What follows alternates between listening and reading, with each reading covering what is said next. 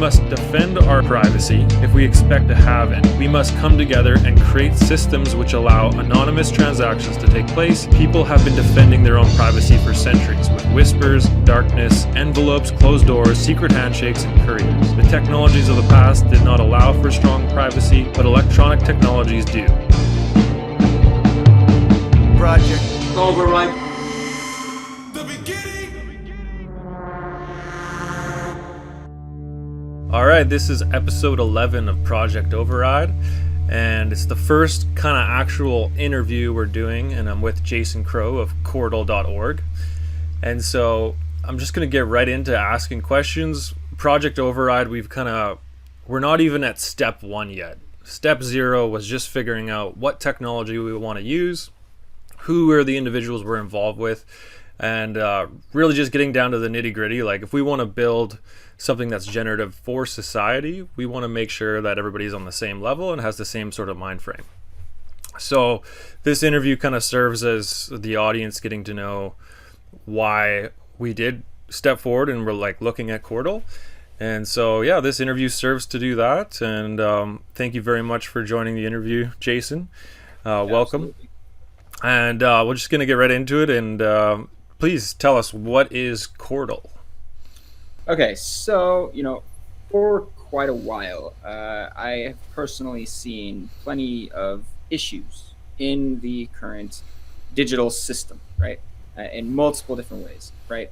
So what we've aimed to do with Qortal is to create a digital system that is actually fair and actually run and controlled by the people, for the people, completely decentralized, right? This means that anything in between, like a company on top of something like YouTube, or a company in the middle of something like an exchange where they're taking fees in the middle, right? Like, all of those things in the middle are unnecessary, right? We aim to prove this and to build a system that allows basically the same things that you're used to dealing with on the traditional internet and the traditional finance space, all of that stuff, but built fairly and built with no middleman, right? And we have already gotten quite far along with our goals. We're actually really close to launching the next phase, which would be the ability to allow anyone to build applications on top of our infrastructure. We can get into that a little bit later, but yeah, essentially it is a digital infrastructure replacement. Now this means it's built to be an alternative to everything that exists on the traditional space, right? Like, so all of the stuff on the internet, everything in the finance space, everything in the trading, all of that, right? So, and it's all built to be run and controlled and built in everything by the people, for the people, right? With the original concepts of what the Bitcoin white paper was supposed to be. But in my opinion, and many others in our community, they have failed in actually executing something that continued to be run by the people, for the people. We're to the point now where on Bitcoin, do you know anyone who mines Bitcoin? Do you know anyone? Do you know anyone who runs a Bitcoin full node? A full right? node? No. No. Anyone who mines, maybe 1-2 people, right? Like, potentially, and they're probably smaller miners and not really like taking part in what they could be, right? Like, so the problem is it led back towards centralization that run was input of devices and so forth and so forth, and it got to a point where now it's a single computer that you have to buy that only runs that algorithm, right? And the people who can afford to have a huge warehouse full of these things can have more of the network, right? They get more rewards, they have more influence over the network and so forth. And so it leads right back to being controlled by the people who already have more resources than everyone else, right? And so we wanted to build a system that was not possible, right? Or as minimized as it could possibly be, right? So that's what we wanted to do. We wanted an idealistic system where it's actually fair for everyone. Anyone can actually take part in it, help generate coin, help grow the network, support the network and get rewarded for it. And as time goes on, we want to add other methods of supporting the network, say for like content creators or people who provide liquidity on the cross-chain trade platform and stuff like that. So there will be other methods of leveling is what we call it, leveling, right? And I don't like, so what's annoying too is that there's some terminology that we use that has negative connotations in other areas, right? So we have what we call sponsorship. When you are creating a new minter into the system, you have to get a key given to you from a minter who already exists. And people take that to mean, oh, it's a pyramid. But no, like the minter who sponsors someone does not get anything for doing that. And so I want to eventually kind of modify some of the terminology that we use so that that negative connotation isn't there anymore. But I've gotten off track. Go ahead and continue with the other questions, and I'll start answering them as well. So what I heard from what you said, like, built by the people for the people, you're talking about it being fair for everybody rather than what Bitcoin has been developed into, which is more of like a pay to play, which if anybody would want to create a bank in this system right now, not Bitcoin, but traditional banks, it's the same sort of thing. If you got tons of money, you can start up a bank. As much as Bitcoin is, anybody can join and start mining Bitcoin. Again, as more people, now it's a competition for, you got to have the money, the amount of machines, just like you said. So I'm going to just bring it back to, you're saying it's fair for everybody. But at what point, like with that kind of idealistic thinking, did you come to, like, you needed to build a whole new infrastructure for the internet? Because that was what really intrigued me. It wasn't like, hey, we're going to create a fair blockchain. It was, no, we're going to take this a step further and even make it, even address the hardware aspect as well. So if you could just go into how you came to that conclusion. Yeah, absolutely. So the moment I saw blockchain technology, right, realized, holy crap, this type of database is going to run everything in the future, right? Realized that very early on. And so from that point, started to find people who would have a similar mentality and trying to build a system that would do more than just money, right? Because Bitcoin is solely focused on being a monetary replacement, right? It's meant to replace money, which is fine and good, right? That's great. But the blockchain itself and that technology has the ability to rebuild a lot more than just money, right? So my personal goal and the goal of the people that I tried to bring in to get this thing started, right, was to build a system that utilized that technology, because an unstoppable database that's able to be seen and taken a copy of by everyone and distributed is fantastic. And that is something that would be able to run everything. I wanted to build one that had similar concepts. Ours is structured completely differently, functions completely differently, has a lot more capability, right? So we wanted to take that technology and apply it to a lot more than just money. The ability to host websites that could not be taken down, could not be censored, could not be controlled, could not be shut down, right? Those kinds of things are, so this unstoppable, immutable ledger that controls everything, right? That is something that's truly valuable. Now, money, of course, is also a thing, right? So we do have that too, but that's kind of like more of an afterthought. Yes, the design of it is more fair. The release schedule is more like in line with something like this. We do not have a total cap on the number of Qort that gets created.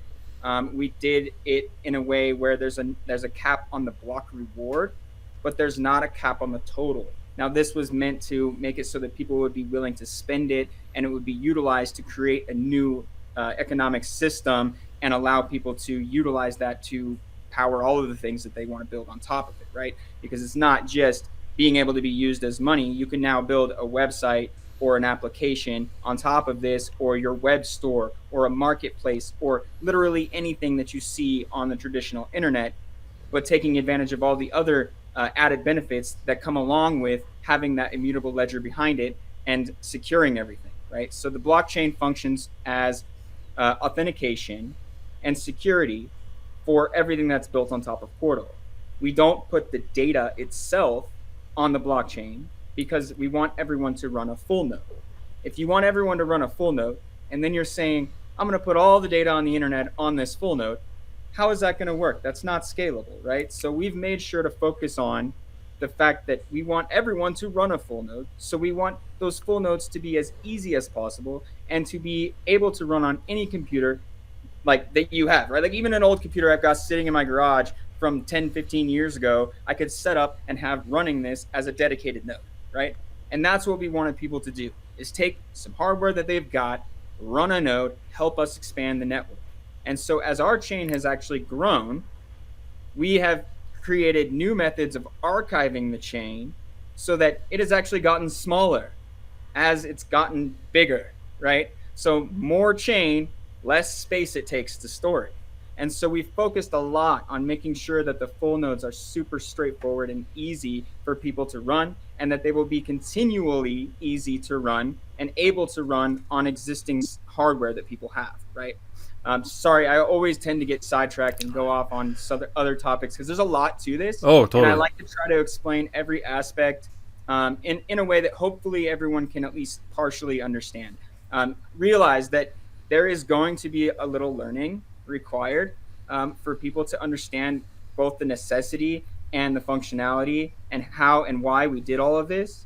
And you're going to have to, learn some new topics. You're going to have to do a little bit of reading or asking questions, but we have a fantastic community.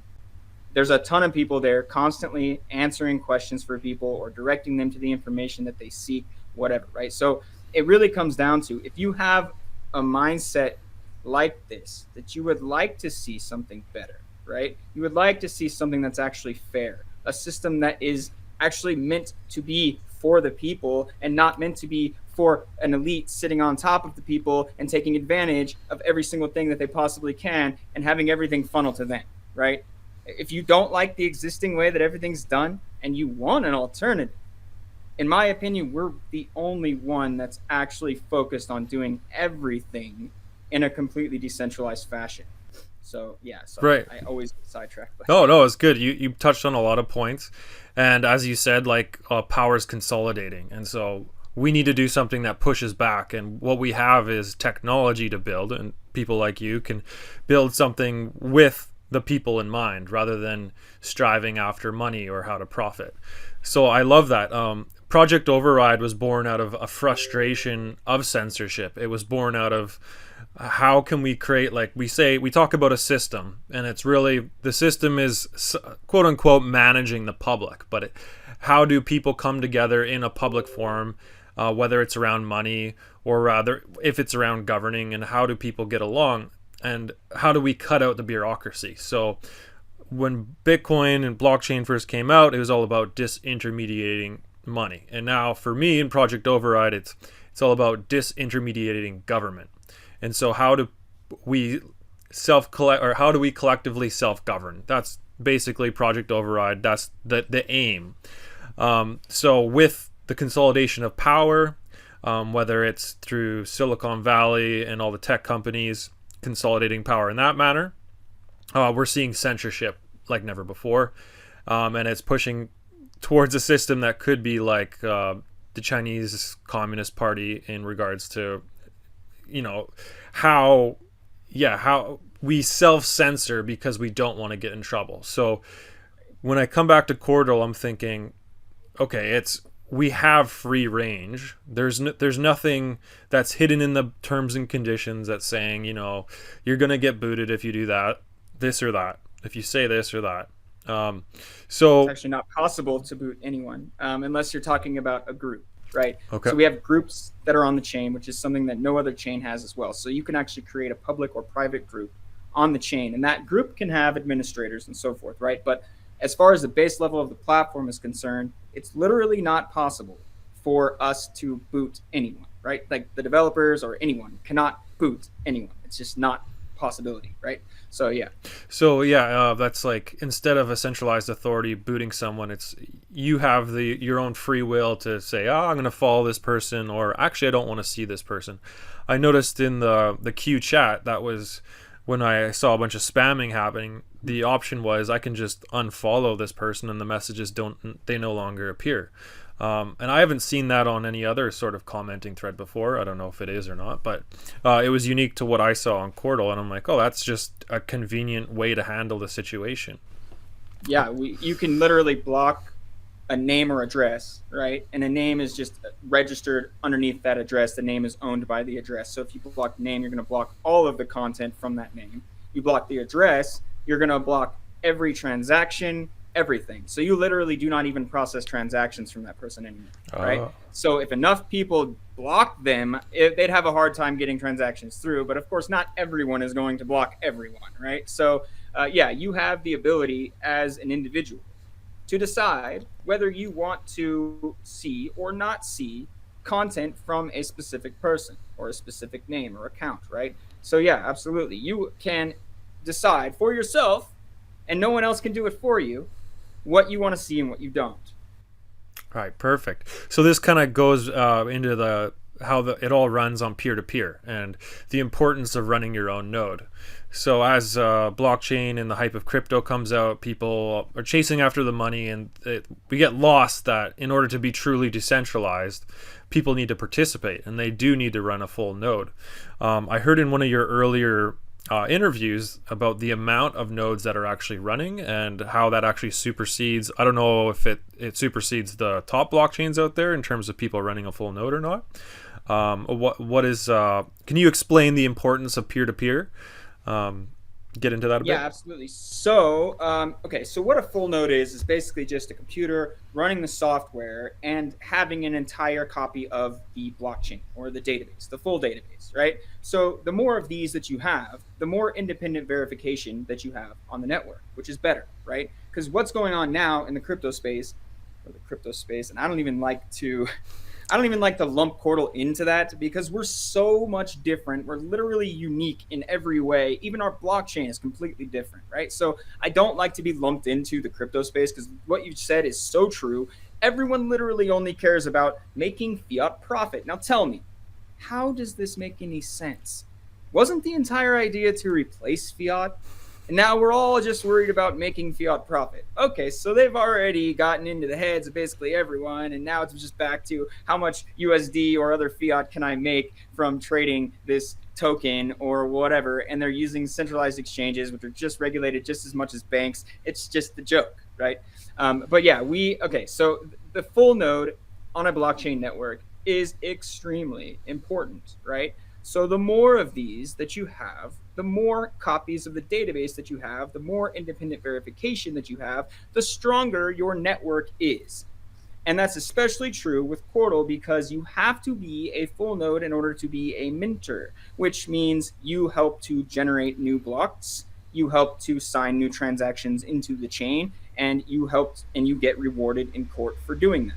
The longer you've done it, the more reward you get, the more influence you get in the voting system. When that goes live, which is going to be really soon, that will be what basically controls the future of the platform in multiple different ways. Like people will be able to put up proposals for changes or ideas or whatever. Others will be able to vote on those. They'll get sent to the development team who will then build it and vote in the automatic update, which is done by a group approval of 50% or more of the developer admins. So it's a really, really unique system that actually will allow individuals to contribute. But yes, full nodes are extremely important. The thing is, it's difficult to count them right now. So the only way that we can really count the number of full nodes on the network at the moment is to essentially count every IP address. So set up a node with a ton of available connections, monitor all of the IP addresses you can, log them, then say, get rid of all duplicates, and then just basically say each individual IP that has stuck around for a while is a node, right? So doing it that way, we have at least 8,000 full nodes, but it's probably a lot more than that, probably more like 15 to 20,000 that are actually on the network because each person likes to run at least two. And whether it's at one location or multiple different locations, it doesn't matter, right? So we will have in the future the ability to actually count the nodes because we're going to add what's called node ID, which is just like randomly assigned string that's unique for each node. That is going to be actually sent to the network. So we'll be able to actually count how many nodes there are on the network. For now, we can only guess, but even with, if we say, okay, it's 8,000, right? We're still higher than basically every other blockchain, even with that 8,000 number, when it's in reality at least 3 or 4 times higher than that, most likely, right? And so that is the proof, right? That our method for getting people to run full nodes is working. And that's fantastic, because the more full nodes you have, the stronger the network you have, the less reliance upon people using other people's nodes is there, right? And that's the thing in the crypto space. Almost everyone either uses centralized exchanges, which obviously have their nodes running, but that's it, and you're never running your own node, or they use a wallet where you have a local wallet, but you're still using a hosted node, right? Or any other type of service that doesn't make you run a node. So now everyone who's using these so-called decentralized things are using them in a at least semi-decentralized, if not completely centralized fashion. Now, how is this any better, right? That's my question. Yeah, and what are your thoughts about, because I know other blockchain projects, I've come into this discussion about this, I had some pushback, and it was, it doesn't matter that I'm actually running a node on Amazon Web Services.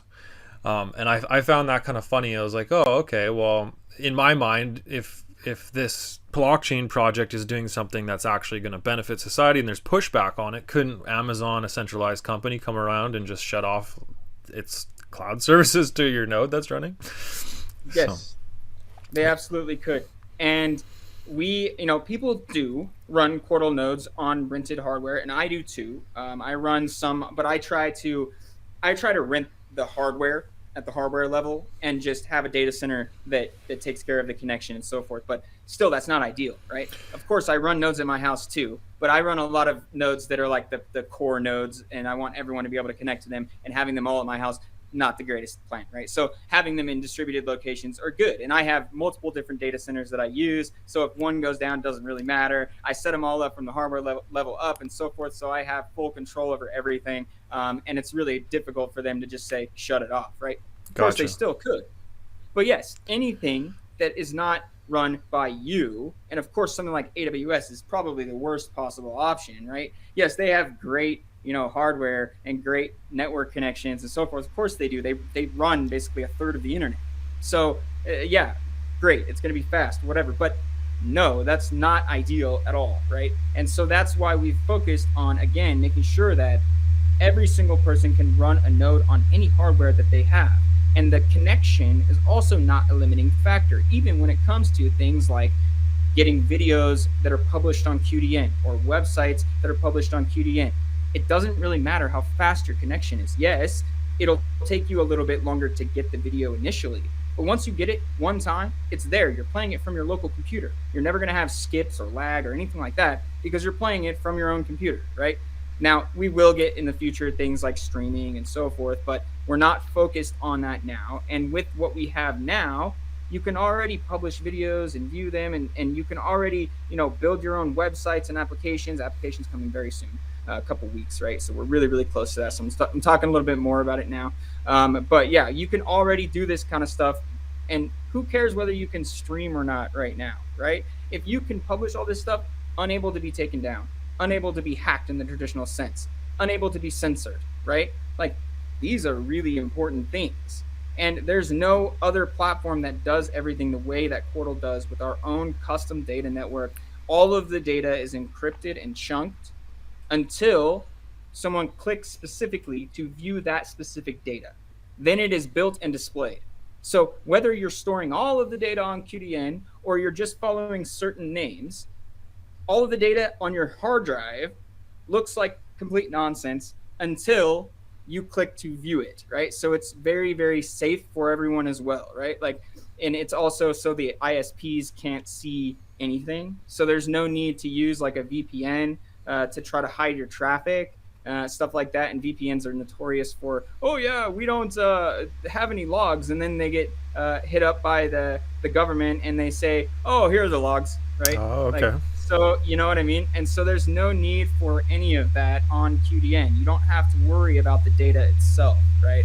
It's a really, really awesome system. And I think that once people really understand like why it's all done the way that it is, they really get excited about it, and they want to help in any way that possible. And that's really what it's all about, because we need more people to join the community. We need more people to want to help and to use their skills in whatever way that they can to assist us in our larger goal of getting this out there, right? So Right. Yeah, building the network. And so, yeah, you touched on a lot of that. And the main point out of a bunch of that stuff was the accessibility. The barrier to entry is very low. I noticed how like the auto updates, how to set it up. There was a lot of thought and consideration into, first off, the hardware, like you said. Anybody can run. It takes very little to run a node on the kind of equipment you have. And then, of course, just the any other blockchain I've used, the seed phrase and all that, very for the someone who's new to computers even or never used blockchain, very difficult. When it seems simple, it is very difficult. So I loved how streamlined Qortal was with making it the downloadable file, the encrypted file. So this kind of segues into the security model for Qortal. You touched on it a bit with the encryption. And I noticed you had spoken before about how the UI is encrypted and then the core is also encrypted differently. So if you could get into just the basic security model for Qortal. Yeah. So yeah, what you're saying is absolutely true. We've put a lot of effort into making sure that it's user friendly, right? And the whole seed phrase thing and all the stuff that they're doing with the other projects and whatever, like, yes, the seed phrase is a necessary portion of all this because that's what generates the private key securely, whatever, right? But do we really need to show everyone this? I don't think so, right? Like, we need to make this as simple as possible. So yeah, as far as the security goes, we have multiple layers of security in different aspects, right? So what you were saying, the UI and the core have their own separate encryption engines. So when you're logging in, all you're doing is proving that you have the keys for this account, right? You do that solely in the UI, and then signed transactions are sent to the core, which verifies them because it has its own encryption libraries and it can do it on its own. The core has no knowledge of accounts. It only knows how to process transactions and handle other calls to the API. So the part that's connected to the internet or any connection method is completely separate from the part that manages your account. This only communicates to this and not to the internet. This communicates to the internet. So there's a gap there, right? So it's basically like an air-gapped wallet by default. So, which is really, really cool.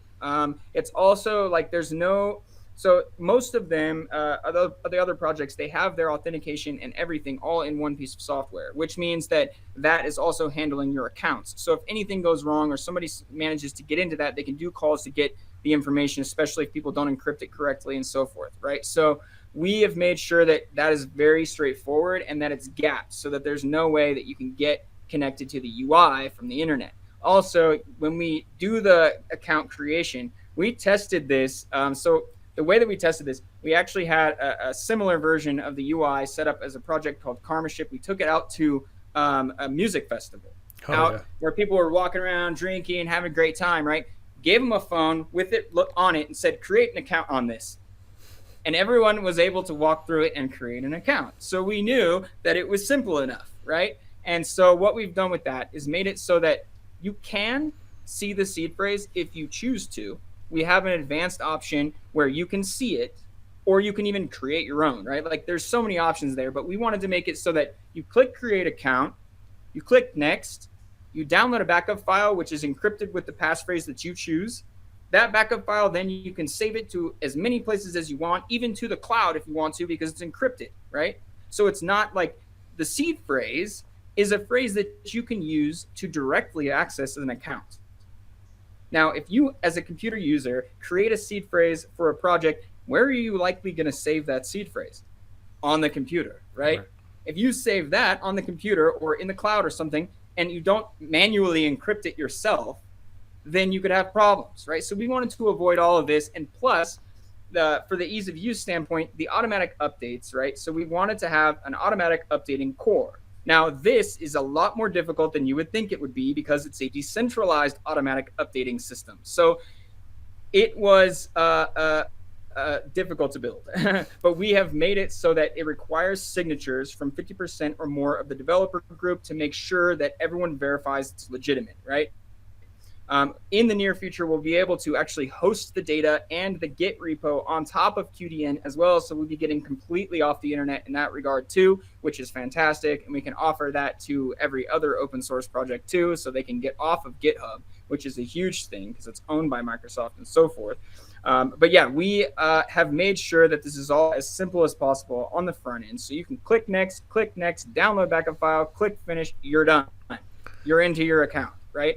We wanted to make it that simple, but also extremely secure so that you can't save your account information unencrypted unless you literally choose to. Like, you do it on purpose, fine, then that's on you, whatever, right? But by default, it will save only an encrypted file that you can put on multiple different storage devices, have as many copies of it as you want, which is always a good idea. And then you're good, right? Like, then you can take that file, you can access any other Qortal node, and you can get into your same account, right? So it's really straightforward, very simple. We made sure that that was always a thing, and we're gonna make it even simpler as time goes on. The plan is to make it so you can install just the Qortal UI, then in node management, in the Qortal UI, you can click set up full node and it'll do it for you. So you don't have to have the core and the UI as two separate installations, which is what it is now. It'll keep getting simpler. And if the people who've been following us for the last 2 or 3 years, whatever, they would have seen tons of improvements already on ease of use and other functions that make things simpler, add more to make things, more understandable for everyone, right? We're also going to be adding a lot more like info buttons where you can click an info button and it'll tell you exactly what this thing is and how it works and what it's for. All of that data, of course, stored on QDN. So we don't have any access directly to the internet and so forth. So yeah, it was built to be as secure as possible and as simple as possible, because we want everyone to run a full node. If it's not as simple as possible, that's not going to happen, right? So, and all of this focus on making sure that the base level of things is as solid as it possibly can be is extremely important. And that's where a lot of other projects, I think, have not really done things correctly, because they had always planned on having people just access hosted nodes and not really worrying about them installing the software and running a node and stuff like that. So they cut corners because they're like, oh, well, we'll just set up nodes for that. Like, but that's not the idea, right? The whole idea is for everyone to be running this. So yeah, we wanted to make sure that that was easy, right? Yeah, and you guys are taking your time because a lot of people are like rushing to beat their competition. And they're gonna don't have any, in my opinion. Right, and people cut corners because of that, and because you guys have the mentality you guys have, it's allowed you to think of these things through very very deeply. So a lot of considerations, just to sum up what we've gone through so far, like a completely independent infrastructure, kind of replacing the internet, censorship free, the security model, lots of considerations going into that. Running your own node, the importance of that, everybody participating in the considerations in a low barrier to entry, ease of use. And when you touched on private key and public key, because I've been in crypto for so long, sometimes I forget, like, for the people who don't know, the importance of having your own private key. And it's like, you don't own what you don't hold. And so we're coming into an age of like total accountability. We really have to consider who we're trusting, as much as the blockchain, it allows for trustless technology. We still have to consider all these things. So having your own keys is very important, and that's just the substance there is the accountability. But then participating in the network, and so we're just going to get into the Qort coin, and that was part of being rewarded for participating, correct? Yep. And it was built to be a rewards mechanism to help us expand the network, right? Right. And that's where people are pulled into blockchain. There's a monetary gain. Usually, pitching idealistic concepts to people, I've noticed over time, they don't really kind of listen to you, and you're like, hey, well, you can make some money. And they're like, oh, yeah, I can make some money. Okay, I'm interested. And then that's kind of like the segue into people, okay, yeah, this will benefit society. So, as we'll get back to, like you're saying, in your opinion, you have no competition. Does this have to do with not choosing to put Qortal on a centralized exchange, or was that a completely different issue?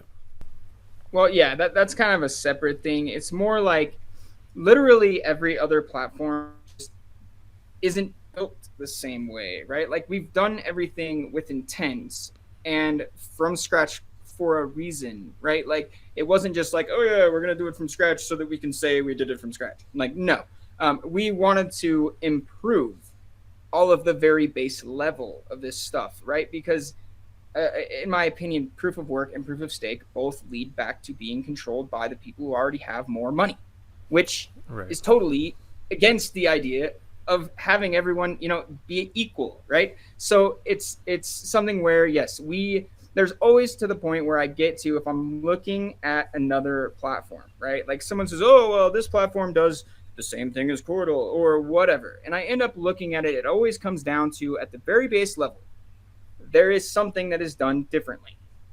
And a lot of the time it's proof of work, proof of stake at the very base level. Then it's also like the way that their data network functions, or whether they're using their own data network or using something like IPFS or whatever. But there's always a complete different way of doing things, right? And so that's what I mean when I say we don't really have competition, because there isn't anything that's built the same way that does everything the same way, right? So I just think, I mean, how can you be competition when you're not doing everything exactly the same way? And the reason that we did everything makes sense the way that we did, right? So if they're doing it another way, it's just not going to be as ideal as the way that we are, in my opinion, right? Like now, obviously, I am, biased in one way or another when it comes to this because I've been working on this for a very long time. But in my opinion, we did everything at the very base level in an improved fashion over every other project I've seen, actually. Every other project I've seen. Yeah.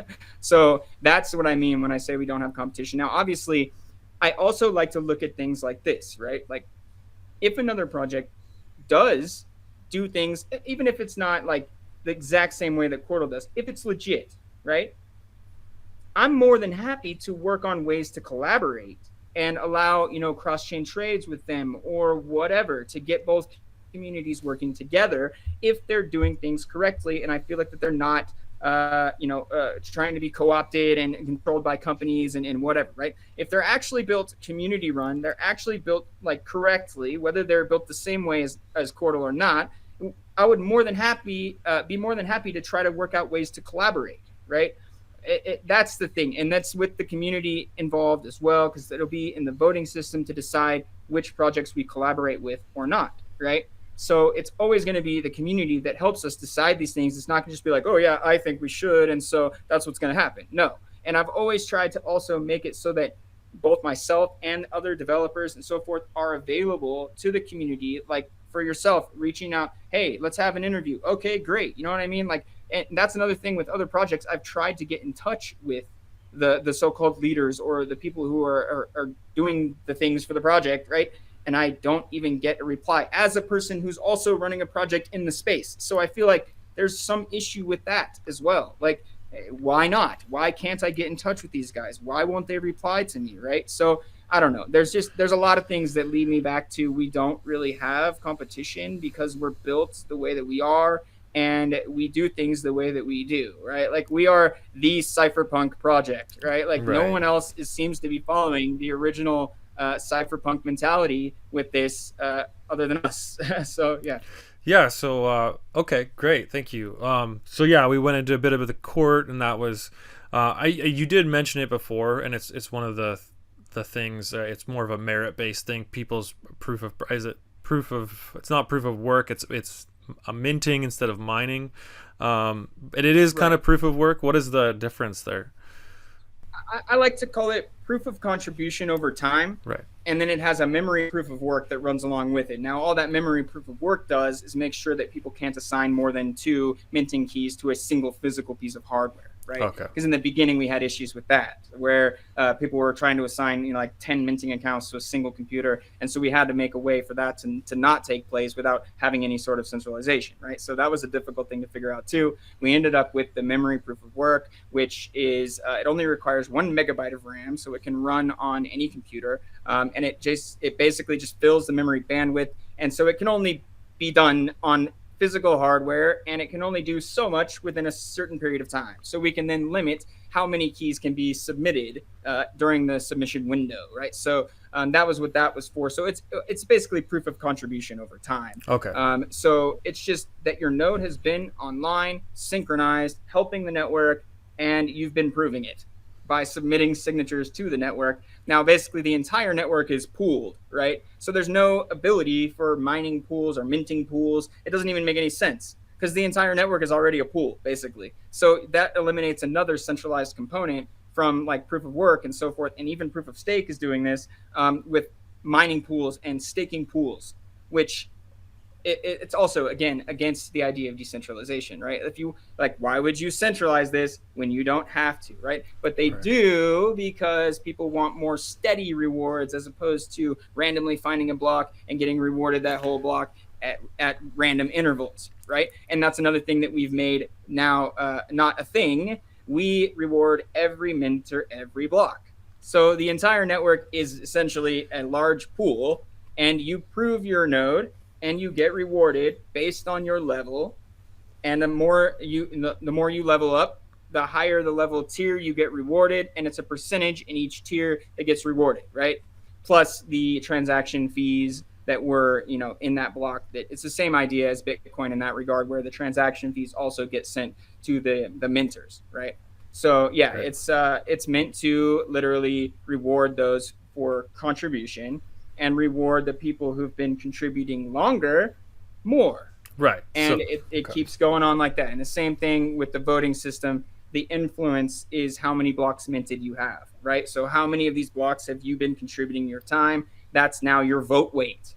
So people can't manipulate that either, right? So it's really a unique system. And I think, obviously it's not perfect. There are a few things that people could do to try to game it, but we have minimized that gaming as much as possible, and that's really all you can do. You're never going to get a system that's absolutely ideal in every possible way, right? So yeah, we do have, people can potentially sponsor accounts that they control, but we've limited that so they can only do a very small number of them, and they would have to do this for a very long time before it would get to a point where it would become a problem, right? So we had that problem early on, we got rid of that problem, and now, we are moving on past it, right? So much to consider. Wow. Right. Yeah. There's a lot. Yeah. Yeah. So yeah, what I heard from there was like everybody is equally able to participate and get rewarded. As you participate longer, that's your merit. How much merit you have in the system gives you more ability to get more rewards. Amazing. Yeah. So much consideration here. So let's see here. Just so much to talk about, right? The complexity is like, okay, at what point do we lose people? We still got people. I know, right? Yeah, it's people can drop off because it's so techy sometimes. Yeah, that's always a problem. But I mean, honestly, it's like, if you want me to explain how this works, there's really no other way to do it, right? Like, and so like that's always where I get to. I'm like, yeah, I can try to explain it in terms that are less techy, but then I'm not really going to be explaining what is actually going on. So which way do you want it, right? Like, Yeah. So I'll jump to the trade portal a bit because we talked about Qort, we talked about minting and versus mining, and you touched on like working with different projects, and you've attempted to reach out. Some didn't talk, but on the trade portal, the coins that you have listed, was that a community vote? Was that because you said based on it was like no pre-mine, no ICO, it was a fair launch coin, and so. Was it that the community voted, or it was like, okay, we found these coins that at very least meet our minimum standards? Right. So the initially supported coins, we got a little input from the community, but since we don't have the voting system and so forth, we were just like, okay, if it has these set rules that it follows, there's no company over it, there's no pre-mine, no ICO, it was launched from block 0 with 0 coins and mined from there, and we right now are saying no to proof of stake because, well, there's multiple reasons. Most of the time, proof of stake is launched as an ICO, so that ruins it because of the first rule. But there's a lot of reasons for proof of stake not being allowed right now. But that's also can be decided by the community in the future, right? So until we get the voting system going, which is going to be soon, we wanted to just have a base set of rules that we listed these coins. Obviously, Bitcoin, because it's Bitcoin, right? Everybody likes Bitcoin. It's also, I mean, whether they like it fully or not, they still like it. I still like it because it got me into the blockchain space, right? Without Bitcoin, I wouldn't be here. So there we go, right? So Bitcoin, Litecoin, obviously, it is the silver to Bitcoin's gold, and in my opinion, a much better coin overall for multiple reasons, right? We have, Dogecoin, which is a joke, but it was launched fairly. It's a fair joke. It's funny, right? So we have support for that. They're all Bitcoin clones, so they're easy to, copy paste what we've added and change it a little bit and make support for the next one, right? So the only one that we had a lot of community input on, and it was based around their community really, really wanting to be supported, and the fact that we would like to have an anonymous coin. And this was basically one of the only ones that's actually capable of doing a real cross-chain trade, right, with their technology. And we had to help them develop that technology in the first place. So it took a little while to get this done, is Pirate Chain. And so Pirate Chain is a completely anonymous coin. Now, I have my mixed feelings about that whole concept because in a lot of them, you can't even verify how many coins exist, right? So I don't really like that. But Pirate Chain is as verifiable as it can be as far as that goes. And they have a really strong community, and they really, really wanted support on Qortal for being able to trade back and forth with Qort and so forth. So that support is the only one that we really got a lot of community input about for now, because we don't have the voting system, and I don't like we have done in the past a couple like polls on our like Discord and Telegram and whatever, but I just don't find that to be a great way of doing things, right? So I would really like to, from this point on, since we do have support for 6 coins, we're fine there as far as I'm concerned. If you get any crypto, you can easily trade it to one that's supported on Qortal if you want to, right? Yes, it's not as straightforward as it could potentially be in the future, but whatever, right? Like we have support for 6 good coins. Now, that's fine for now. So in the future, we want to have this support voted on in the legitimate way, which is the voting system. So until that voting system exists, we're not really planning on listing support officially for other coins right now. But yeah, we can absolutely do that in the future. I lost track a little bit of what you were saying, but the trade portal is the only trade platform that I'm aware of that actually does only real layer 1 to layer 1 cross blockchain trades in a way that's trustless, in a way that has no centralized component, in a way that, like, you know what I mean? There's a lot to consider with just the trading, right? A lot of these other so-called decentralized exchanges use one or another semi-trusted or semi-centralized components in their trading, right? Or one that's not fully verifiable by everyone or whatever, right? And so we wanted to make sure that we had a method that you could never lose coins on, that there's no possibility for that whatsoever, right? The worst thing that can possibly happen is your trade doesn't go through and you get refunded. Right. So you lose a tiny bit in the transaction fees, and that's it, right? And yeah, so it's a totally decentralized exchange. It's not a centralized exchange for the people that don't know out there. If you do buy cryptocurrency on a centralized exchange, you got to show your ID, give away all your personal information. Qortal and their trade portal allows you to do it completely anonymous. And as you said, there's no way to lose coin. I've used some other decentralized exchanges, and I was front runned on multiple, just trying to buy something, maybe $500 worth of crypto. Front run transaction didn't go through, and gas fees, I lost $90 just attempting to do a trade, which is, in terms of financial, that was quite a loss. So I love hearing that, a lot of considerations put in there. So it is anonymous. You don't need to exploit your identity, and it's completely trustless, as you said, on the base layers. We don't charge any extra fees. Like, there's no fee, not even a fee that goes to the minters, other than like the very small transaction fees that are required just to make the transactions happen. And we're trying to, in the future, for those transaction types for the trading, to actually remove that fee completely, like we have on the QChat transactions right now and the publishing data transactions. So those transactions are completely free. They use the memory-based proof of work, that's the same one that's used for the minting, to actually submit the transaction, so that we can still prevent spam, but we don't have to charge a fee to do it, right? Gotcha. And so in the future, the idea is to make it so that the stuff on the Qort side, on the trading, is feeless. So then you're only dealing with the transaction fees that are involved on the foreign chain. And that we took some consideration there on which coins we listed as far as that goes as well, because Bitcoin obviously is going to be slow and expensive to trade on because it's a real cross-chain trade. There are 3 transactions involved on the Bitcoin chain, which is going to cost you a little bit, especially if you want it to happen quickly, right? But Litecoin and all the others that we support will basically cost you fractions of a penny to actually make the transaction happen. And on Qort, it's 0.001 Qort, which is basically nothing. So, and we want to remove that completely in the future. So, wow. yeah. Okay. Great. Thank you. I was going to go into a little bit about the internet interoperability, and then into the name. So yeah, we'll just touch on, I was thinking about AI and different bots going out there collecting information. And so in terms of like having a website on Qortal, this completely independent infrastructure, like what is the being exposed to the internet, and of course like being able to reach out, like what is the ins and outs? Okay, so when you publish a website on Qortal, you create what's called a static local website. So you build a website in a folder, essentially. And as long as you can run that website without being connected to the internet, and you can click your links and everything works, you can zip that folder and publish it on Qortal. It's that simple. It doesn't cost you a fee to do that. All you have to have is a registered name. Now that costs you 1.25 Qort, because obviously we can't have registered names for free.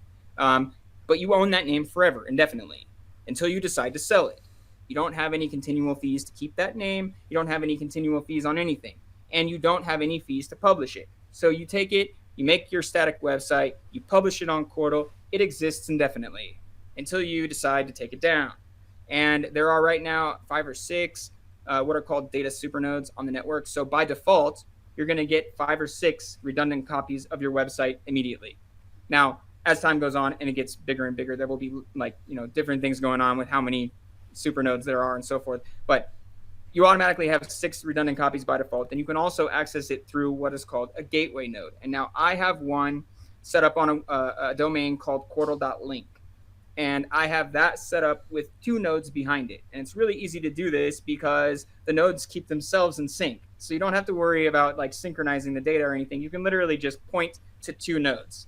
And so I have Qortal.link pointed to 2 nodes. You can now access Qortal.link/whatever registered name. Now it has to be typed exactly as it's registered. If there's a space because of the internet, you have to put the %20 or whatever in the address, right? But if you don't have that, you type it exactly as it is, Qortal.link/registered name, and it will get you to that website, right? So from the internet, you can access things hosted on Qortal through what's called a gateway node.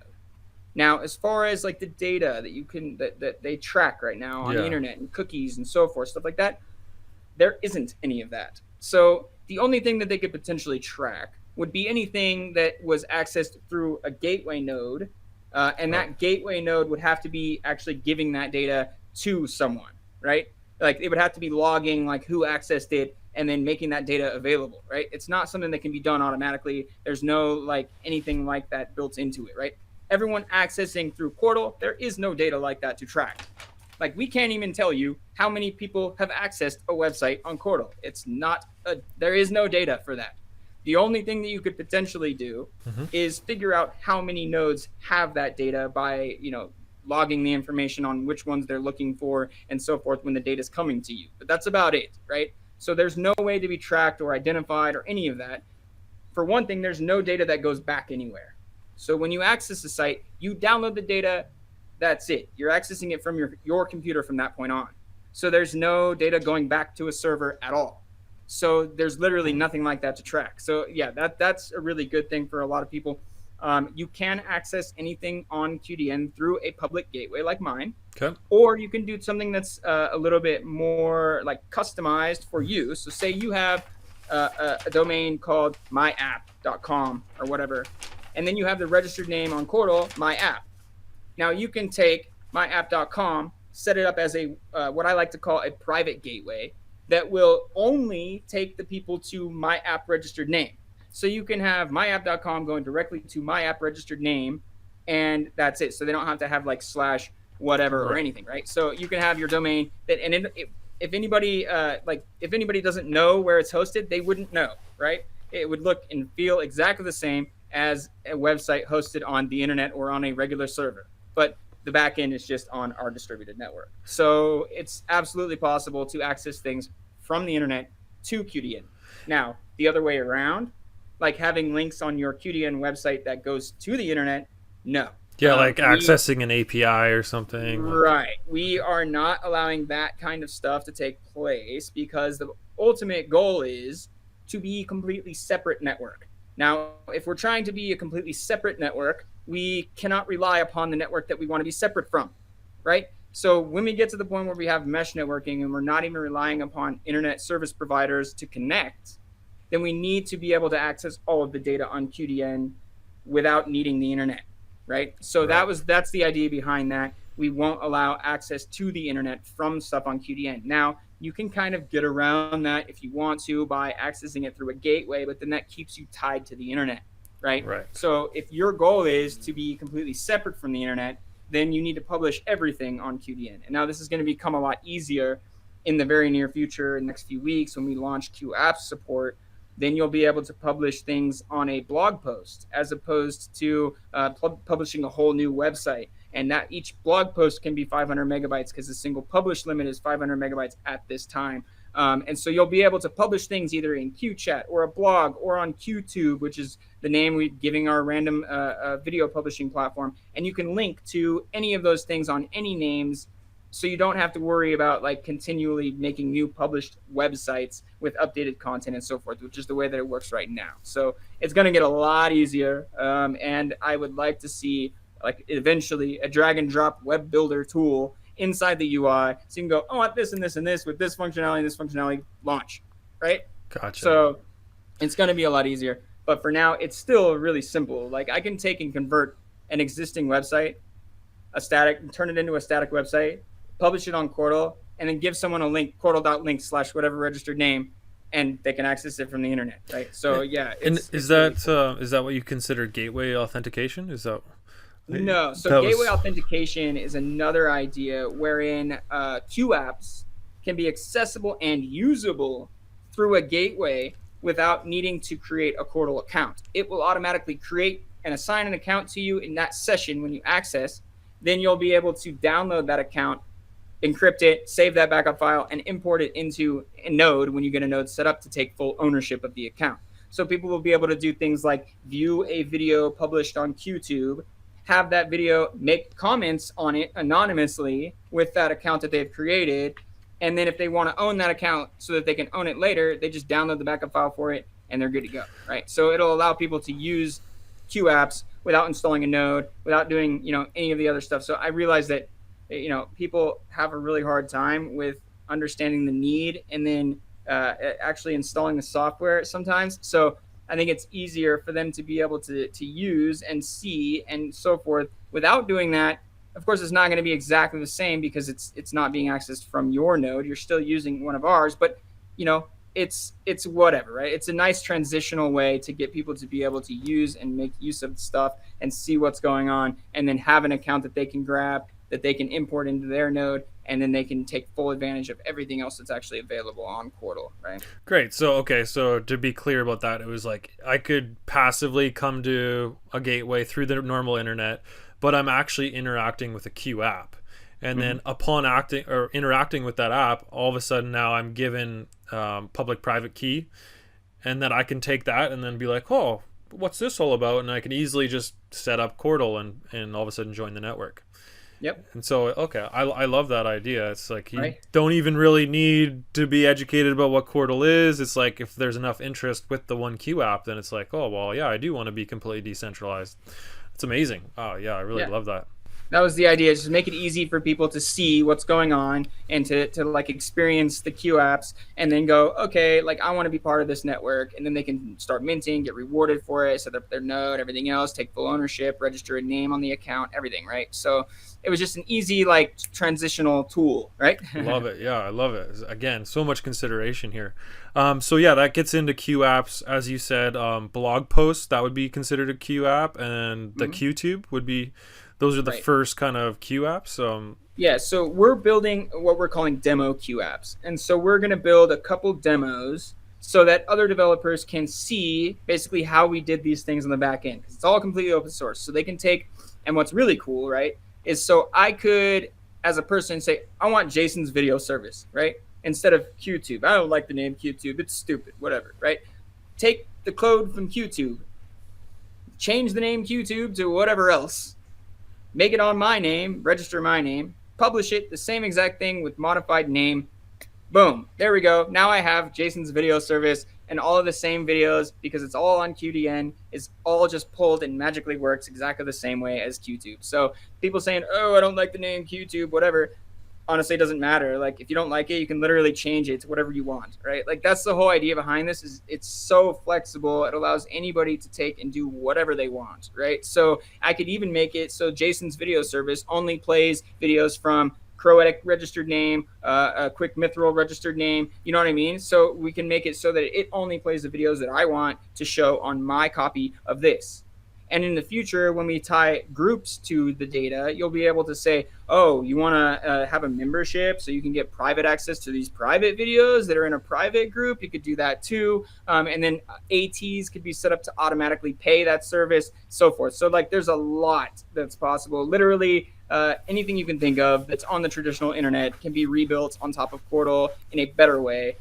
So yeah, it's crazy. It's cool. Yeah. Okay, so all the Q apps, and if somebody wanted to build their own thing, they do require a name to be purchased on Qortal. That's it. Yep. You just require a name, and there's a names market where you can buy and sell names as well.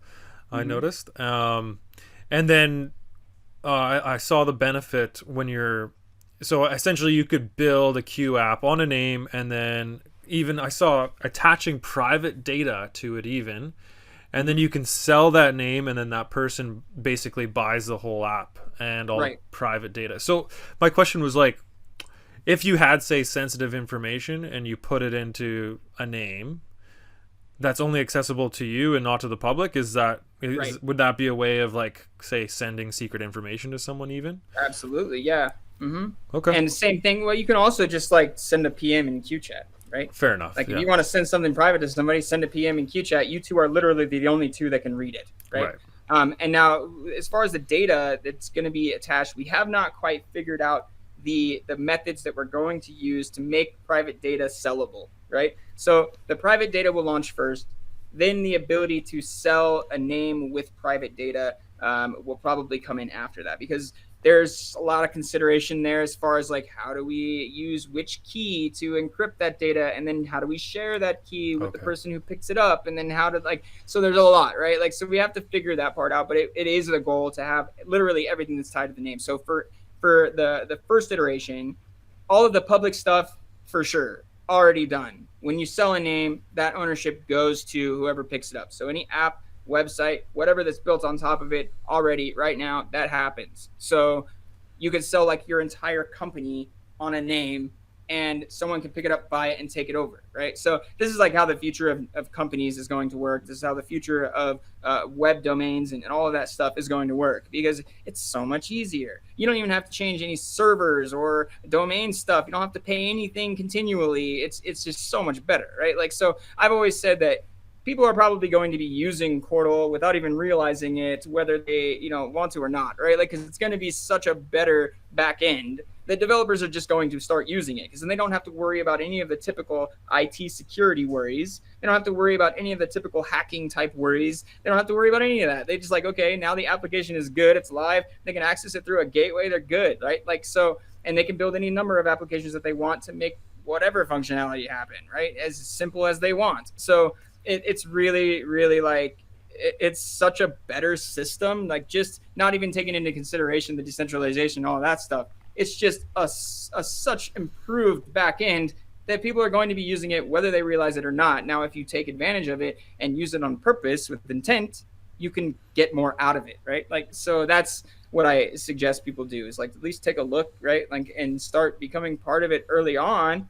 And you never know what could happen in the future, right? It's going to be potentially the solution that everyone is going to be looking for once all of this nonsense that's coming down the pike happens. And whether all of it happens or not, like, Even if some of it happens, it's not good. So like we need this alternative, right? Yeah, I 100% agree. It's along the lines with Project Override. And you said the intent, and we're not speculating here. We're actually building. That's why we're having this conversation. I want to get all the nuts and bolts. And so if I have an intent, say I bought the Qortal name California, and my intent is to disintermediate government, and in this pipe dream of mine, I've created this Q app called California, and I want to just replace the Californian voting system. With the current technology that Qortal has, would that be possible? You mentioned the AT system. And is that similar to smart contracts? Maybe, sorry, I don't want to compare something that's not worthy of being compared. I mean, they're different, absolutely different. So the smart contracts on things like Ethereum and so forth are called a virtual machine, right? So they are functioning as a virtual machine, and they also only have certain data that's actually tied to the chain. You can only verify it if you're actually running it. It's like not ideal, right? So what we have is what's called automated transactions. And what that is it's a virtual CPU. So it's much simpler. It's a hardware level language, functions as a virtual CPU. So not really simple on the development level, but simpler as far as what it can do. But we don't need it to do everything, because we only need it to do like automated transactions, automated escrow, automated things that we can't already do on QDN, right? So we only need it for like, monthly payments to be automated, or for escrow in the middle of transactions, or escrow in the middle of cross-chain trades, or, that kind of stuff, right? It doesn't need to be this whole complex application, because the whole complex application can be built as a Q app, right? So, and it's all completely decentralized. And the AT runs on the blockchain. So this means that every node, every block verifies what it is doing. So it can't be doing dumb stuff that, you know what I mean? Like if you're on the ones that are controlled by a company, then they can just kind of decide what happens, right? If they're the only ones running nodes for this service, it's an AT or it's a smart contract, whatever, they're the only ones running nodes for it, they can kind of decide whatever the hell they want, and nobody can verify whether, one thing or the other was supposed to happen, right? Now, with ours, you can absolutely verify the state of the AT, what it's supposed to be doing, all of its code, all of that. And it's by every single node, because it actually lives on the blockchain. And so they're built to be the ability to automate any sort of transaction taking place. So we're going to have the ability to do the automated decentralized crowdfunding, which we call crowdfund with a Q. And that you'll be able to publish a project that you're looking for funding for. You'll be able to, on ours, it's even cooler because we have websites and the ability to publish all of that data too. So you can publish a whole website with videos, whatever you want, explaining your project with a goal that'll get put up in the AT. Then if you get donations, if it meets that goal, then it funds the person who created it. If it doesn't meet that goal, it automatically refunds everybody who donated, right? So that's really, really cool. That's one of the things that the ATs can do. We've had multiple different use cases that we've already done ATs for in the past on different blockchains and so forth. And we have one that we've done recently on Qortal for a decentralized automated lottery, where people can buy a ticket, and then it pays out the pool to the winner that's automatically, that's randomly decided. So it's just a little fun little game, basically. But there are multiple different ATs. You can go to ciyam.org/AT, and that will explain the existing ones and all of the back-end data and all that stuff. It's complex on the back end, but it's straightforward on the front end. It allows you to automate transactions in a way that's completely legitimate, right? So you don't have to worry about anything that happens. Once you launch this AT, it will do what it's supposed to do and nothing more. And if it doesn't, then it will, refund. You know what I mean? Yeah. So it's the exact same thing as the trades. And each AT is designed differently to do whatever you want it to do, right? So for a marketplace to have like an escrow in the middle, so you could say you pay this escrow AT. The escrow AT pays enough for shipping to the person. They ship the device to you. The person then says, okay, I got it. And it releases the funds, the rest of it to the seller, right? So, and this is a way to do it without anybody in the middle, right? Now, obviously, there's still certain little things that can happen that aren't ideal or perfect, right? People could scam just the shipping fees or whatever, but then you'll get rated and people will know not to deal with those people, right? Right. And the minting system also helps with that, because the longer you've been around, you can have a little bit more base level trust. You've been a legitimate member of the community for this long, right? Then we can build another kind of trust system on top of that for marketplaces and so forth. There's a lot to every aspect of this, so it's not anything that's super straightforward but it's always going to be straightforward on the user end. So Yes. just like the UI is, we've made everything like, you want to trade, you go to the trade portal. You want to see your wallets, you go to wallets. You want to see websites, go to websites. Like, all of the stuff on the front end, super easy. All of the stuff on the back end, pretty complex, right? And so like we've made sure to keep the usability there no matter what. So yeah, awesome. Thank you. I have first-hand knowledge of registering a name, first-hand knowledge of using the Q chat, of joining a group. All of it was very easy. I did participate in an AT lottery. I thought it was cool to try that out, and it was very straightforward, as you said, as coming from a user. It's going to be better when we have an interface in the UI for it. So then you'll just be like, buy ticket, and you get to see how many people have bought tickets and everything. Like, so it'll be cool. Yeah. Perfect. Yeah, and so with my California example, from your examples there, you mentioned crowdfunding. So I'm mixing kind of maybe the crowdfunding AT and the voting AT. Essentially, it would be like, lots of people believe taxation is theft, but really you could look at it like community crowdfunding for specific projects, and voting Totally. on a specific project. So community contributions. So simply, instead of people being like, I'm not going to pay my property tax this year, instead I'm going to send it to Qortal to this California app.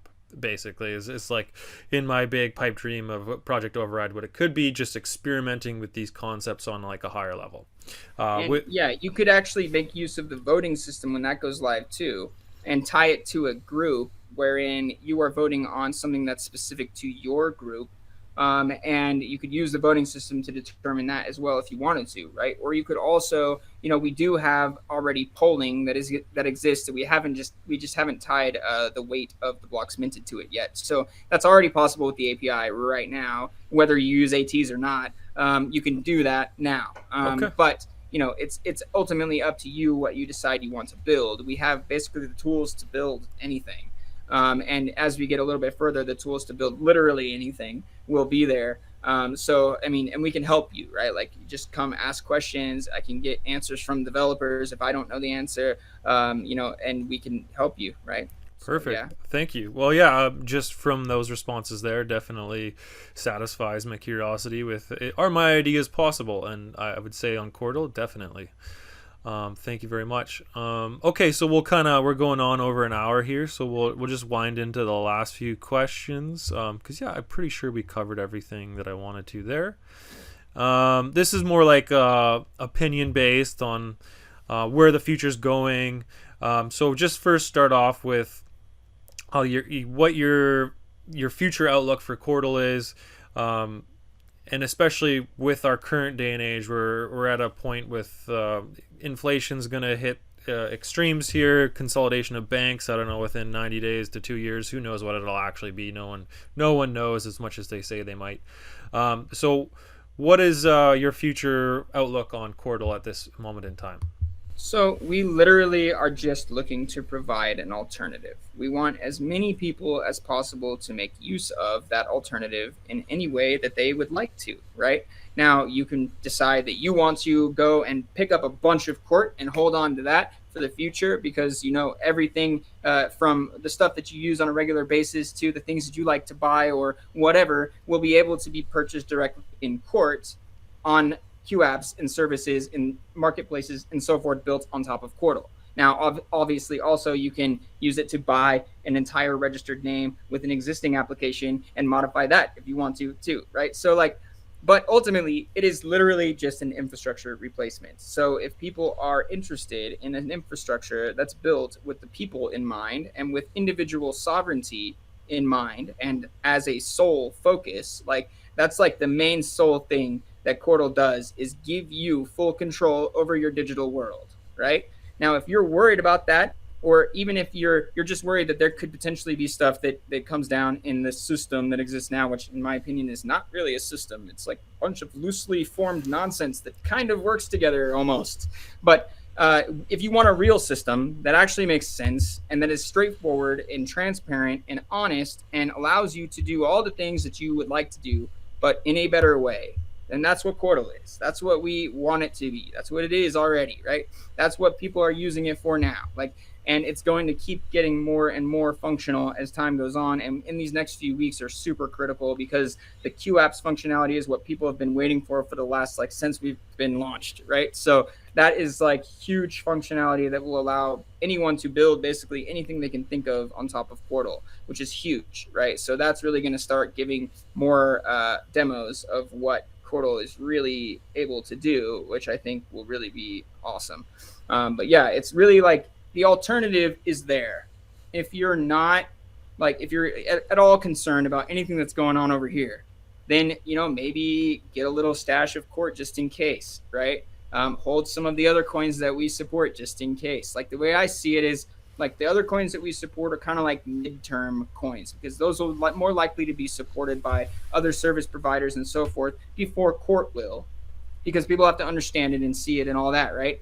So those are midterm to hold coins. Qort is the long-term hold, because eventually everything's going to lead towards, wow, they did this correctly. And ultimately, we will be able to rebuild a lot of these chains as a Qortal type chain with their own minted rules and everything in the future. So ultimately, it's going to come down to people realizing that Qortal is the only one that's really built correctly, and they'll want to transition their projects to Qortal in one way or another, whether it's just an application or rebuilding their entire chain, right?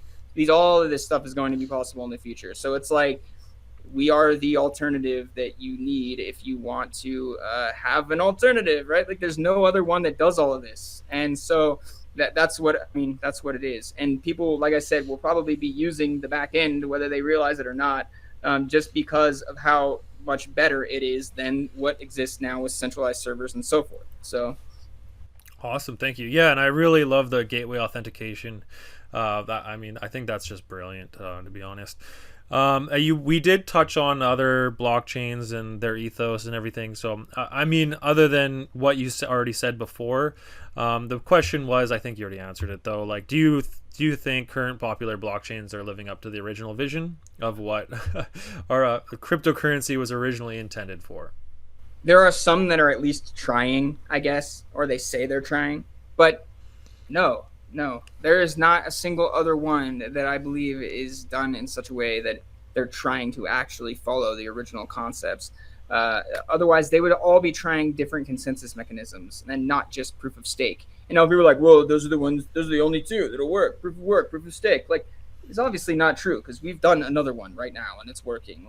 They don't try hard enough to actually make it follow, because it always comes down to a lot of them are just about making more money too, right? A lot of these projects are cash grabs, just straight up cash grabs. A lot of them are not quite straight up cash grabs, but still focused on making money, right? That's always comes down to the base level. A lot of them are they're just about trying to make money. And yes, Qortal can make money for people. Absolutely. Right now, the price is so absurdly low that it's not making much for anyone, but there's still people contributing and waiting for the future when they know that more attention is going to come and the price is going to increase, because there's only 5.5 million Qort in existence right now. That's after 3 years, right? So you can calculate that into the future, and even if it goes to the same amount, which it won't be for the next few years, it'll be actually lower than that. The amount that exists, if more people actually start paying attention to it, there's no way that the price is going to stay anywhere near where it is now, right? So, but yeah, it's, yeah. So what I'm hearing is, as much as other projects are focused on a financial incentive, Qortal has that too. And if people were listening close enough, right now would be a prime opportunity to get in while the prices are low if you do want to benefit financially, even though that's not the focus with Qortal. So I guess kind of follow up on that question would be in the past, I've approached the same sort of project that I'm working on now, where I'm a very idealistic, and I had a very hard time getting through to people about the concept when I didn't talk about money. And so, have you had that kind of Oh yeah. deaf ears on you for a while. Yeah, and I've also had multiple people who attempted to buy either me or the project in one way or another, and I'm like, the project's literally built to not allow that to happen. So I'm sorry, like, but no. So yeah, and what you're saying is also true. Wherein, if unless you say, oh, you can make money with it, people don't listen. Like, they don't really seem to actually care. But in my experience with our existing community, we have a really great community. Like, they're most of them are here for the right reasons. They're here to, help build the future that they know is possible with the technology that we have. Now, of course, they're always going to be the ones focused on the price, coming in saying, oh, the price is still so low. Why is it still so low? Like, you know what I mean? Like, it's still so low because you haven't told enough people about the project. I don't know. Like, you know what I mean? It's just, those kinds of things are always going to be a thing. But yes, I mean, the potential is there for returns of massive magnitudes with Qortal. The model makes total sense for the price to increase 1,000 times easily, right? So it could absolutely do that too. Like, but I'm not focused on going back to US dollars. My focus is to stay in Qort and to make as many things as possible work with Qort, so that we don't have to worry about US dollars at all. Now, obviously, in the future, we'll need like things to take care of, like the mortgaging and the power for houses and so forth, because those are the two main things that are monopolized and whatever, right? But we'll get there too. But everything else with food and other stuff that you need and all that could potentially be traded Qort for, right? So that's where my focus is. Like, yes, US dollars is definitely a thing still right now, and it's necessary, whatever. But the future is going to run on Qort. That's what we're trying to do, right? Like, you don't need US dollars for anything, right? Why? Yeah. Very going true. back, not a thing. yeah, going forward. Okay, right. So this is my second last question before we wrap this up, and I'm just gonna touch on the note of cypherpunks and just kind of distill the message to the listeners, like where this kind of originated from, and then asking if you think Qortal lives up to the original Cypherpunk Manifesto. So I'll just read this. Eric Hughes co-founded the Cypherpunks with Josh Gilmore and Tim May. This group included cryptographers, privacy advocates, and digital anarchists. They were known for a densely written email list generating megabytes of issue-oriented scientific discussion weekly. He was the author of the Cypherpunk Manifesto. This one's from March 9th of 1993. And Eric Hughes writes, "We cannot expect governments, corporations, or other large faceless organizations to grant us privacy out of their benefice. It is to their advantage to speak of us, and we should expect that they will speak. To try to prevent their speech is the fight against the realities of information. Information does not just want to be free, it longs to be free. Information expands to fill the available storage space.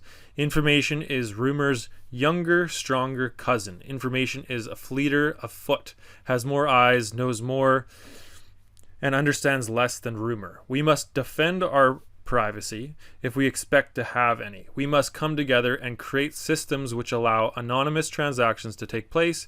People have been defending their own privacy for centuries with whispers, darkness, envelopes, closed doors, secret handshakes, and couriers. The technologies of the past did not allow for strong privacy, but electronic technologies do. We, the cypherpunks, are dedicated to building anonymous systems. We are defending our privacy with cryptography, with anonymous mail forwarding systems, with digital signatures, and with electronic money. We don't care much if you approve of the software we write. We know that the software can't be destroyed and that a widely dispersed system cannot be shut down." So that's the little quote that I wanted to ring true to what this should really be about, because we want to protect our privacy and secure our freedom going forward in the future. So do you think Qortal lives up to that? Yeah, absolutely. Awesome. Like, we are the only one that is completely decentralized, which means there's no way for any authority to even try to tie a real identity to a Qortal account.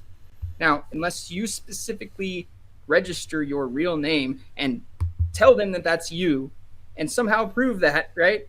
Because even someone else could register your real name and it couldn't be you, right? So there's no way to like verify any of that stuff. So absolutely, we are 100% in line with that. And we are going to even be building a anonymous transaction type in the future for Qort directly. So right now we have support for Pirate Chain, which is an anonymous chain.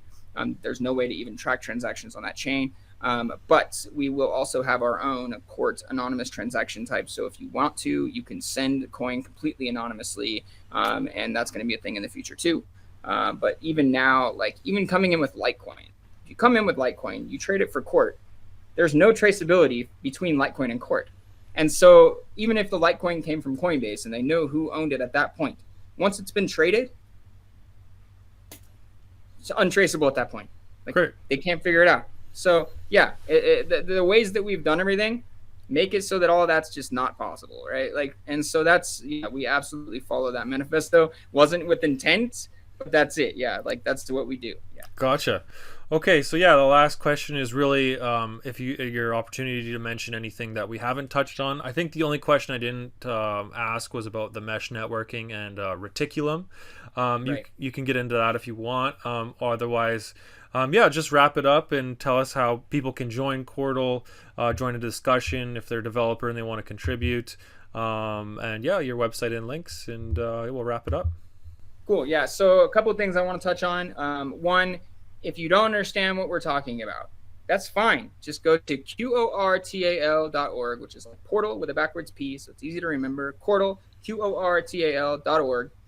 Join our Telegram or Discord and come start asking us questions. We don't care if they're stupid questions. We don't care if anything, right? Just come and start talking to us. Get involved in the community. Now, also, Croetic.com, my company's website, which is not directly over Qortal. We have built a company separate from Qortal that is focused on Qortal, so that we build devices that are pre-set up Qortal nodes. And I also refurbish and rebuild laptops and set them up with Linux, make them as anonymous as possible, get rid of all the nonsense as possible, and make them into a nice desktop machine that also runs Qortal, right? So if somebody doesn't want to or doesn't know how to set up this stuff themselves, they can just buy a node from us, right? So that's also a possibility. That's croetic.com, CROWETIC.com, and that's Croetic Hardware Development. So we have those. We just join the community, guys. That's really all I can say. If any of the stuff like that we're trying to build an alternative to rings true to you, right? Like, do you think that this makes sense, right? Having these alternatives, is it a good idea, right? Even if you don't understand any of the tech stuff that we talked about at all, that's fine. Like, just come and talk with us. Come join the community. Whether you just joined in Telegram, we've had people who joined in Telegram over a year and a half ago, and then finally came and said, okay, I'm setting up a node now, like a year and a half later, right? So it doesn't matter, like whether you jump in immediately and set up a node right now and start doing all this stuff immediately, right? That doesn't matter. Just join us, come talk with us, get the feel for the community. Like, just that's it. And then if you want to, obviously setting up a node is a good idea, and start taking advantage of the stuff that we're building and seeing it for yourself and so forth. So yeah, like we're not trying to force anyone to do anything here. We're not trying to sell anything. Yeah, my company is, but we're not focused on that, right? Like that's to help Qortal, to make it so that people can have a device that's pre-set up so they don't have to do any of the work, right? But we're not focused on making money here, guys. Like, we're not trying to sell anybody anything. We're not trying to like have any pyramid schemes or any nonsense. We're literally just trying to build a better system for the future now for my kids, right? Like, I want them to have a better like system to use that makes sense, that's not like being controlled and manipulated and manipulating them and taking advantage of them at every possible way. No, like, this is like, the idea is to have a better future, guys, like literally. Now, the mesh networking, we're not quite to that point yet. But Reticulum is a mesh networking protocol. Now, it's actually built perfectly. Like, I was so surprised to find it, because I thought we were going to have to build that from scratch, just like we did with everything else. And that would have taken a little bit longer, right? So, but that is a mesh networking protocol, allows you to connect with any wireless technology, everything from ham radios all the way down to like normal Bluetooth and wireless, to everything in between. And it'll automatically establish a mesh network with any other computer running that software nearby or whatever, right? Or even over the internet. So the idea is to use that to establish Qortal connections, get rid of IP addresses, and get rid of the need for internet service providers eventually, right? So now, obviously, building a worldwide replacement network like that is not going to take place overnight.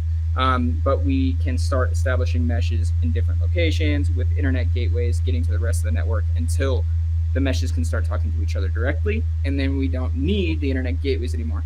And someone has recently started talking to me about a piece of hardware that they've developed that apparently can do 50 miles with a small amount of power, and much further distances with a little bit more power given to it, and a speed of 500 kb, which is pretty good. And that actually will run a mesh network, right? So I'm looking into that. So there's a lot of potential options here. We haven't quite dug into all of that yet, but we will be both starting to do that and then also starting to build that as a core connection method for Qortal so that it just automatically connects to a mesh if it can. Interesting. Would that be like the low LoRa No, devices? LoRa's not fast enough. Okay. Yeah, so the bandwidth on a LoRa device just isn't fast enough. So they do very low bandwidth, like turning switches on and off or getting small data from that kind of stuff. We could potentially use that for queue chat messages or whatever, but like running a full node and being able to actually replace the internet with a super low bandwidth connection, not really possible. And now the speed doesn't matter quite as much on Qortal because you're just going to download the data, but you need the data to be able to get to you, right? Like, so the fastest I've seen, or the slowest I've seen, that was actually able to run a node and synchronize and mint and everything. Someone said they were able to do it on a 24 kb connection, which is pretty damn slow. Yeah. So that is, if we can get something that's faster than that, then we can build our mesh. But the LoRa mesh, in my opinion, is kind of a useless mesh. I don't know. So what you found is up to 500 kb. Yeah, that's pretty good. I need to test it. I'm trying to right now trade him a Cortector for one of his devices so I can start messing with this. But if that's true, then that's great. And we can obviously, there are like 2.4 gigahertz wireless beam devices that like have a satellite dish type thing that points in one direction and can go about 18 miles. But this thing is more like for controlling drones and stuff like that, and where it just has a signal that goes out everywhere. And so that would be really ideal for a mesh network, especially like one like ours. He said, if you amp up the power, you can get it to reach to space. I'm like, okay, so that would probably cross oceans then, huh? There you go. So that's like the main issue for me. Like, how are we going to get across oceans, right? Yes. Like the cross oceans thing is always the problem with that. But I mean, if that is a reality, then great. Like, I'm about to hopefully get one of those devices so I can start messing with it. And I have not yet tried to get Qortal to connect over Reticulum. I'm trying to talk to the Reticulum dev about that and see if he can help me or guide me in the right direction. I'm wondering if we need to develop something for that or if we can just tap in. And we'll get to that point. I'm trying to get there sooner rather than later, so at least we can have like a demo mesh that we can show people, right? But yeah, we're not quite to that point yet. But we need the network to be bigger before a mesh will really start making sense anyway. So getting the network to grow overall is the most important. Gotcha. Okay, so yeah, I've heard so much. Thank you for getting into the nuts and bolts of everything. And just the considerations on all levels and the future thinking. You're not thinking short term, you're thinking long term, and what the future has in store, and this is exactly in line with Project Override. So thank you so much for your time. I appreciate you doing an interview with me, and yeah, any last words? No, thanks, man. Yeah, well, I look forward to working with you and your project in the future. And yeah, if you have more people that come on board, more the merrier, man.